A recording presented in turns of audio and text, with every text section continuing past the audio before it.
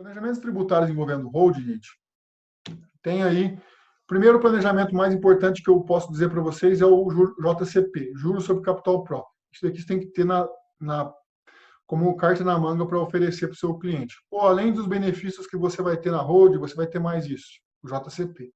Só que vai ser o JCP só é interessante para empresa de lucro real. Tá? Por que lucro real? Porque o JCP ele é utilizado para deduzir da apuração do lucro real. Certo? E o JCP, a essência do JCP é o seguinte: quanto que a gente paga de imposto de renda para receber o lucro isento? Quanto que a gente paga de imposto ou de tributo sobre o lucro para receber o lucro isento? Na verdade, é a empresa que paga, né? A empresa paga 15% de imposto de renda, mais 10% de adicional, mais 9% de CSLL sobre o lucro da empresa, seja ele real ou presumido, para depois receber o lucro isento. Não é verdade? O que acontece? O JCP consiste no quê? Consiste em remunerar o sócio e descontar, e remunerar o sócio e descontar uma alíquota com uma retenção de 15%. Então, ele vai ter uma retenção de 15% sobre o JCP pago, e isso daí, de certa forma, ele vai pegar esse JCP, se ele cumprir as regras da lei, vai deduzir o JCP como despesa no lucro real. E aí, quando você deduz como despesa no lucro real, você acaba tendo o quê? Uma economia, sobre aquele JCP pago. Como assim economia, Gabriel? Veja, se você paga o JCP, digamos, 100 mil reais, você vai pegar esses 100 mil reais, vai jogar lá no lucro real e vai diminuir o seu lucro. Consequentemente, você vai pagar menos 34% sobre 100 mil reais. Significa que você tem uma economia de 34%, que é 15 mais 10 adicional, mais 9% de CSLL. Então, essa economia que você tem de 34%, você vai pensar o seguinte: espera lá, eu estou pagando para o sócio pessoa física, JCP, e estou retendo dele 15%, e essa retenção vai ser tributação exclusiva. Quando eu deduzi isso a 34%, a diferença entre 34% e os 15% que eu retive do meu sócio é de 19%. Qual que é a economia, qual que é o ganho que eu tenho em pagar o JCP no lucro real? 19% de ganho. Então, ou seja, 19% do benefício tributário. Então, você economiza 19% de tudo que você paga de JCP. Porque, já que você vai pegar, do contrário, o que você teria que fazer? Você teria que apurar o lucro, né, o lucro sem JCP, e pagar 34% sobre esse lucro gordão. Gordão, lucro gordão. E aí só como você não tem JCP, paga sobre o lucro gordão. Quase falar do gordão assim mesmo. Nem é bullying isso não, tá, gente? Mas eu vou fazer o quê? Eu vou pegar, se eu colocar o JCP ali, vai ficar mais magrinho o lucro. Vai ficar um lucro mais magrinho, vai emagrecer aquele lucro. Calculei o lucro, calculei o JCP, diminuiu o JCP do meu resultado, né?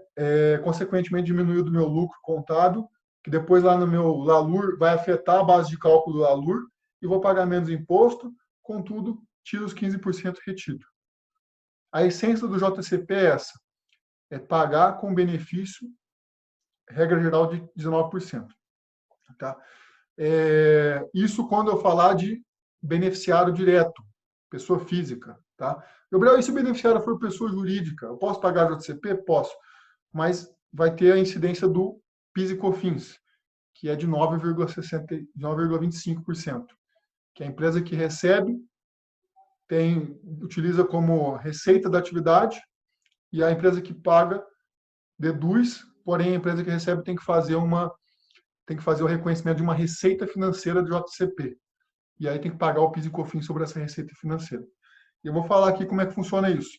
Para pagar o JCP, você tem que considerar o seguinte: você pode pagar o JCP desde que não exceda esses limites aqui, ó. 50% do lucro líquido do exercício antes da dedução dos juros, caso estes sejam contabilizados como despesa, ou 50% do somatório dos lucros acumulados e reserva de lucros. Você tem que respeitar pelo menos um desses limites, do lucro do exercício antes dos juros, ou 50% dos lucros acumulados e reservas. Você vai pegar o PL lá, vai ver quanto tem de lucro acumulado e quanto tem de reserva. Vai calcular os 50%. Eu trouxe um exemplo aqui na sequência.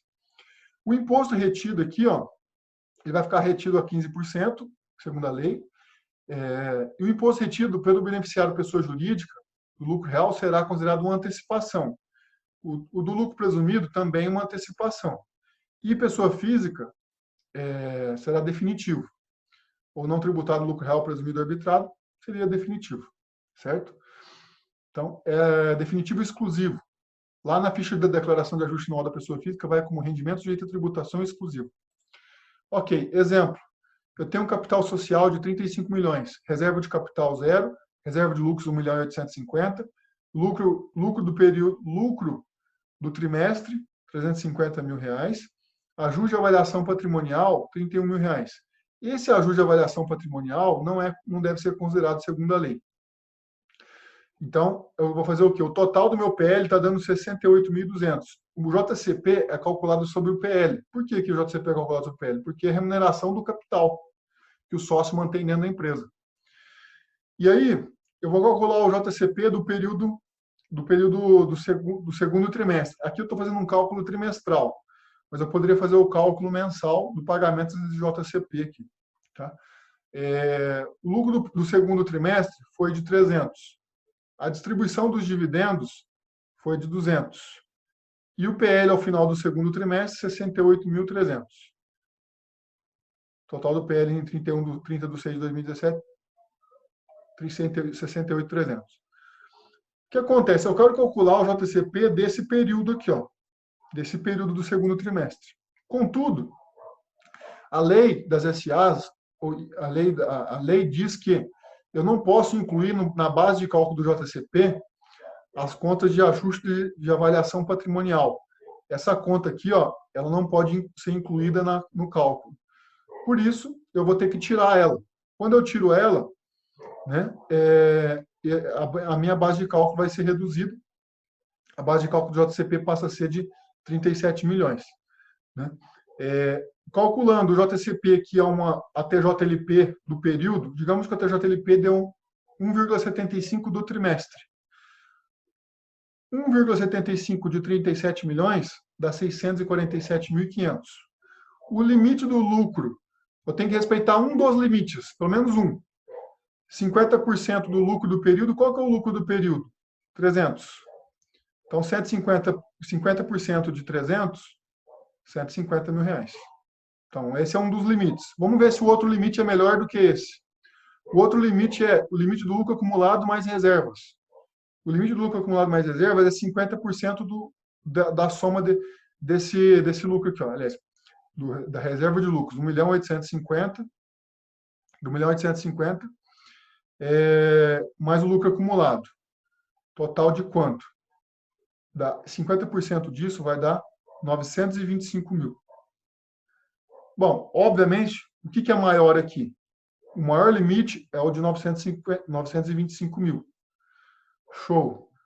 Então, eu vou poder pagar o JCP. O meu JCP que calculado deu 647. A pergunta que eu vou fazer é: 647 respeita um dos limites? Sim, respeita. Se respeita um dos limites, eu posso pagar ele e deduzir ele integralmente. Gabriel, e se eu estivesse pagando um JCP de 1 milhão? Se você estivesse pagando um JCP de 1 milhão, 925.000 seria dedutível e a diferença de 75.000 seria indedutível. Certo? Então, essa é a regra. O TJLP, então, sócio João, 80%, sócio José, 20%. Aí eu vou fazer retenção em nome de cada um deles aqui, quando eu for pagar esse 647. Esse 647, eu vou pegar 80% 647.500 e 20% 647.500 e pagar para cada sócio. E deduzir na apuração do lucro, lançar como uma despesa boa 647.500. Certo? Porque respeita o limite. Show. Aí está aqui o exemplo. O JCP, digamos que 100% são de capital de pessoa física. Qual que é a economia que a gente tem nesse cálculo?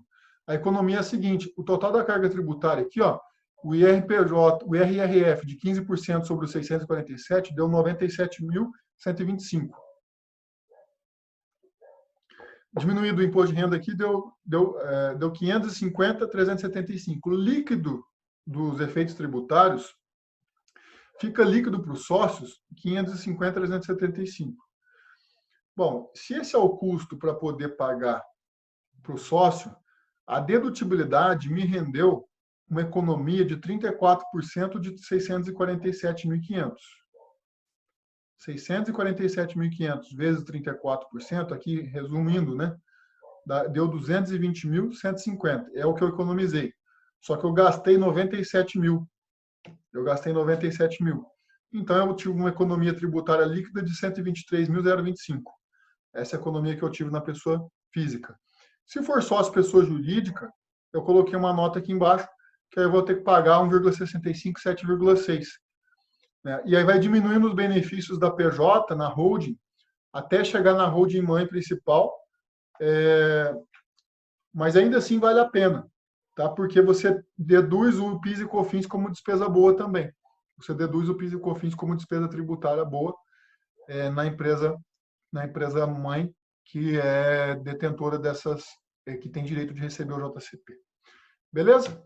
Bom, outro planejamento tributário feito com holding é muito famoso. Esse aqui é um caso da Klabin com a Aracruz, né? Inclusive, vou subir essa decisão para vocês depois.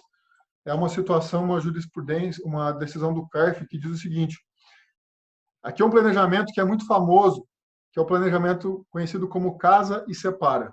Alguns de vocês já devem ter conhecido esse planejamento como Casa e Separa, em que uma empresa mãe ela tem um imobilizado aqui e a empresa X está interessada em pagar 1.600 por um imobilizado. Na verdade, aqui no caso concreto, foi de 1 bilhão e 600 milhões de valor que esse imobilizado valia.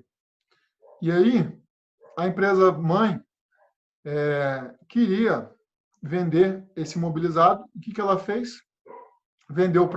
Ela fez o seguinte: ela integralizou o capital aqui com as ações na empresa filha, né? E a empresa X colocou o dinheiro aqui com ágio dentro da empresa filha.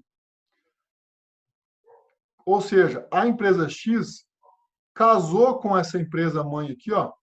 Essa aqui casou com nessa empresa aqui de baixo, certo? Fez um casamento temporário. Esse casamento temporário, a empresa X colocou dinheiro ali e a empresa mãe colocou imobilizado. O que aconteceu? A empresa filha tinha emitido debêntures para a empresa mãe, que são títulos de crédito de uma SA.